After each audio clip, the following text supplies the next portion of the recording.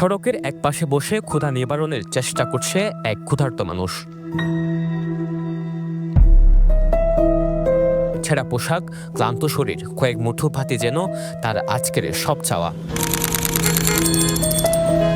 পাশ দিয়ে হেঁটে যায় মানুষ, থামার সময় নেই কারো, দেখার চোখও যেন নেই।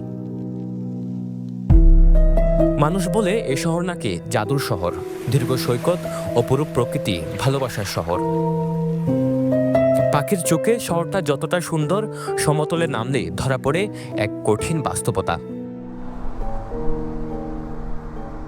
দুপুরবেলার এক কাপ চা আর একটি পেটিস দিনমজুর জসিমের স্বস্তি। সারাদিন রিকশার প্যাডেল ঘুরিয়ে করিমের লড়াই দুমুঠো ভাতের নিশ্চয়তার জন্য। এখন তার সামনে এক কাপ চা, এটাই তার দুপুর, এটাই তার জীবনের হিসাব। এই শহরে কারো দুপুর মানে 5 তারকা হোটেলের বুফে, আর কারো দুপুর মানেই চা আর বন। একই শহর, একই রাস্তা, কিন্তু জীবন দুপ্রান্তে দাঁড়িয়ে।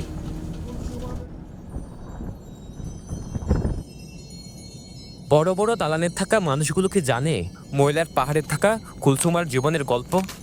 বৃষ্টি নামলে যাদের ঘর ভিজে যায়, যার রাত কাটে ভেজা মেঝেতে, ভবিষ্যৎ যার কাছে শুধু টিকে থাকার লড়াই।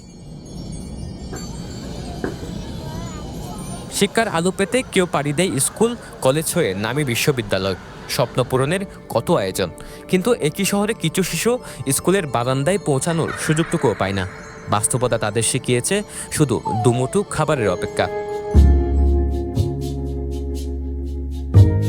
লাল নীল সবুজ নামি দামি কাপড়ের রঙিন এ শহর, আর ঠিক পাশেই জোড়াতালি দেওয়া ছেঁড়া পোশাক। কনকনে শীতে ফুটপাতের রাত কাটানোর যন্ত্রণা কজনই বা বুঝে।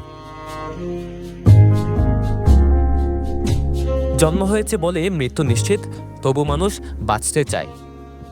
এই শহরে মানুষ শুধু চিকিৎসার অভাবে মরে না, মরে উন্নত চিকিৎসা না পেয়ে। হাসপাতালের বেডে কাতরানো মানুষ জানে সুস্থতার আসল মূল্য।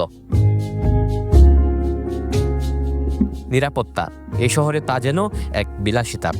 যে শহরে দেয়ালে লেখা থাকে লাশের হিসাব কর, সেই শহরে নিরাপত্তা নিয়ে প্রশ্ন থেকেই যায়।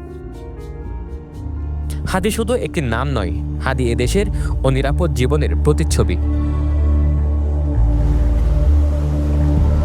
একদিকে ঢেউয়ের শব্দ, অন্যদিকে খালি পেটের শব্দ, একদিকে উৎসব, অন্যদিকে নীরব কান্না। এভাবে কত 25 আসে আর যায়, এই মানুষগুলো শুধুই বেঁচে থাকতে চায়।